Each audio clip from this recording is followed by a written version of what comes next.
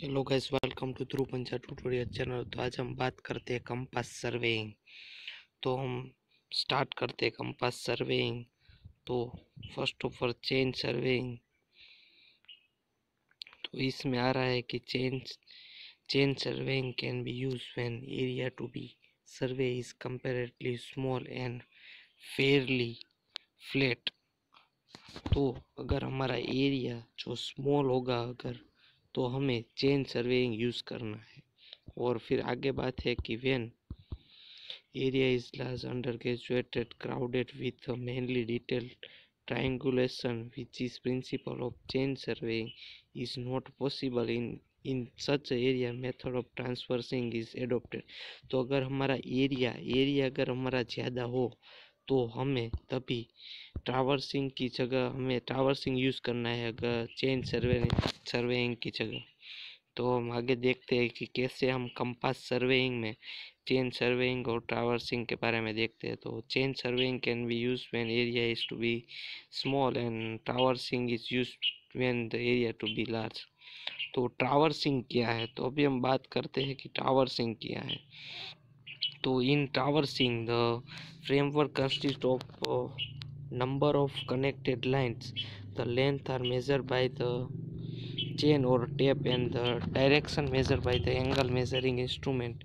तो जो हमारी लेंथ होगी किसी भी एक पॉइंट पर, तो उसकी लेंथ हम टेप से मेज़र करेंगे और उसका एंगल जो है वो हम इस मेज़रिंग एंगल यानी कि जो हमारा एंगल है वो इस कंपास की मदद से हम उसका एंगल मेज़र करेंगे। In compass surveying direction of survey line are determined with compass and the length of line are measured with tape or chain। This is process is known as compass surveying। तो इस process को हम क्या कहते हैं, तो किस compass surveying यानी कि कंपास ट्रावर्सिंग कहते हैं। अगर अभी हम आगे देखते हैं कि टावर्सिंग क्या होता है। तो क्लोज टावर्सिंग एंड ओपन टावर्सिंग। तो क्लोज यानी कि ये एक स्ट्रक्चर बन जाता है जो कि एक क्लोज एक बाउंड्री फिक्स बाउंड्री में है, तो उसको हम क्लोज टावर्सिंग कहते हैं। और अगर हम आगे देखें कि ओपन टावर्सिंग क्या है, तो ये एक ओपन टावर्सिंग हो गई। अगर हम ऐसे देखते तो ये सब हमारे ओपन टावर्सिंग हो गए। Principle of compass surveying. In principle of compass surveying is traversing, which involved a series of connected line। The magnetic bearing of a line are measured by prismatic compass। तो जो कंपास सर्वेइंग में traversing में जो connected lines होती है वो magnetic bearing से जुड़ी होती है और वो मेज़र की जाती है प्रिज्मेटिक कंपास से। और डिस्टेंस मेज़र बाय चेन, तो वो डिस्टेंस है वो चेन द्वारा मेज़र किया जाता है। Such survey does not require any formulation of network of triangle. तो उसको सर्वे करने के लिए कोई ट्रायंगल का नेटवर्क का फॉर्मुलेशन नहीं चाहिए। फिर है कि compass surveying is recommended when the area is large undulating crowded with many layer. तो मैंने आगे ही बोला था कि हमारा एरिया जब लार्ज रहेगा तब हमें कंपास सर्वेइंग का उपयोग करना पड़ेगा। Compass surveying is not recommended for area where local attraction is suspected due to presence of magnetic substance like steel structure, iron ore deposit or electrical cable conveying current and so on। तो compass surveying में हमारा local attraction का कोई ऐसा recommendation नहीं रहता है। फिर आता है टावर्सिंग। तो ये हम देख सकते हैं फिगर में ए बी सी डी और ई। तो ए से बी और बी से सी से डी और डी से ई, वे एक हमारा टावर्सिंग एक क्लोज टावर्सिंग मिल जाता है हमें। फिर आता है कि टाइप्स ऑफ कंपास। तो कंपास के भी टाइप्स रहते हैं। तो उसमें है कि compass is small instruments essentially consist of magnetic needle, graduated circle and line of site. तो इन तीनों से ये कंपास बनता है। जो compass cannot measure angle between two lines directly but can measure angle of line with reference to magnetic meridian at an instrumentation point is called magnetic bearing। तो ये compass है वो डायरेक्ट ये पॉइंट से अगर हम देखते हैं कि ये एक पॉइंट है, ये हमारा ग्राउंड लेवल और यहाँ तो ये डायरेक्ट एक पॉइंट से एंगल मेज़र नहीं कर सकता, बल्कि वो एक मैग्नेटिक मेरिडियन की मदद से इंस्ट्रूमेंट की मदद से वो मैग्नेटिक बेयरिंग ऑफ लाइन से वो एंगल मेजर कर सकता है। उसके लिए उसको दो यानी कि 2 लाइन्स चाहिए। Angle between 2 lines is calculated by getting bearing of the 2 lines. There are 2 form of compass available. तो इसमें 2 कंपास रहते हैं कि प्रिज्मेटिक और सर्वेयर कंपास। तो उसके बारे में डिटेल देखते हैं कि कंपास सर्वे में प्रिज्मेटिक कंपास का क्या महत्व है। तो prismatic compass is a magnetic compass which consist of the following parts. तो ये आप देख सकते हैं, इधर एक फिगर है, इसमें ये 3 ट्राइपॉड स्टैंड, ये ट्राइपॉड स्टैंड है और ये उसका इंस्ट्रूमेंट रहता है। इधर सिलिंड्रिकल मेटल बॉक्स, तो ये जो सिलिंड्रिकल जो मेटल का बॉक्स होता है is having diameter 8 to 12 centimeter. It protect the compass and form entire casing and the body of the compass. It protects compass from dust, rain and heat extra. तो ये compass को यानी कि ये जो हमारा कंपास है उसको प्रोटेक्ट करने के लिए कवर रहता है जिसको हम सिलिंड्रिकल मेटल बॉक्स कहते हैं। द प्रिज्मेटिक कंपास, तो इसमें अभी हम डिटेल में सभी पार्ट्स के बारे में देखते हैं कि पिवोट क्या होता है। तो पिवोट क्या है, तो it is provided centre of the compass and support freely suspended magnetic needle over it. तो ये जो हमारा जो आप देख सकते हैं इधर जो भी एक सेंटर में एक फ्रीली सस्पेंडेड मैग्नेटिक नीडल रहता है उसको हम बोलते हैं पिवोट। पिवोट।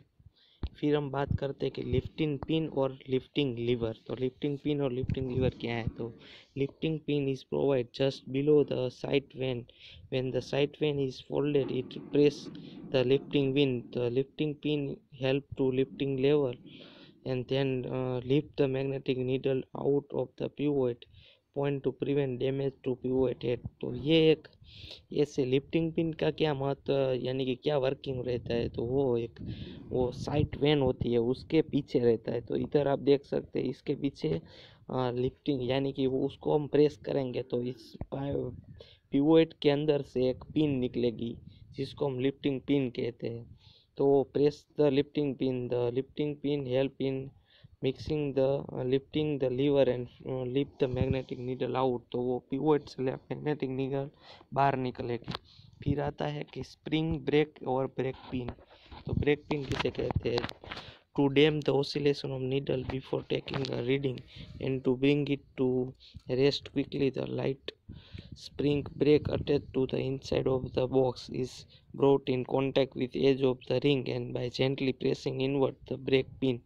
यानी कि जो डैम्प होता है ओसिलेशन में आता है डैम्प और अनडैम्प ओसिलेशन, तो उसमें नीडल होती है जो रीडिंग लेने से पहले यानी कि रीडिंग लेने से कुछ ही क्षण के पहले यानी कि light spring brake attach to the inside box, जो ये बॉक्स रहता है उसके अंदर एक लाइट स्प्रिंग होती है जो बॉक्स के साथ कनेक्टेड होती है और उसके रिंग के एज के साथ भी कनेक्टेड रहती है। वो प्रेस करने के बाद वो इनवर्ड यानी कि उसके अंदर जाती है।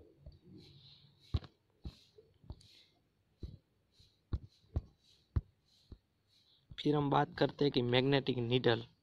तो magnetic needle is the heart of instrument. This needle measure angle of a line from magnetic meridian to needle always remain pointed toward north and south pole at the two end of needle when freely suspended on any support। यानी कि magnetic needle ही हमारा main ये instrument का part रहता है जो एक freely suspended रहते हैं और वो नॉर्थ और साउथ डायरेक्शन डिनोट करता है। ये आप देख सकते हैं कि ये हमारी मैग्नेटिक नीडल कहते हैं इसको। और ये मैग्नेटिक नीडल में ये नॉर्थ है तो ये हमारा साउथ है और ये हमारा नॉर्थ है। तो वैसे हम देख सकते हैं। ग्रेजुएटेड सर्कल और रिंग। तो ग्रेजुएटेड सर्कल और रिंग क्या होती है, aluminium graduated ring mark with 0 to 360 degree to major all possible bearing of line and attach with magnetic needle. The ring is graduated to half degree.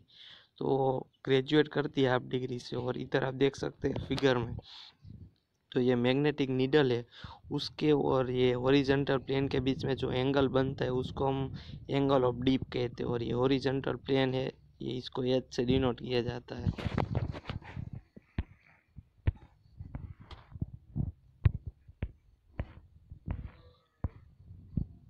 तो ये prismatic compass आप देख सकते हैं कैसे होता है प्रिज्मेटिक कंपास। तो उसका आप स्ट्रक्चर भी देख सकते हैं इधर।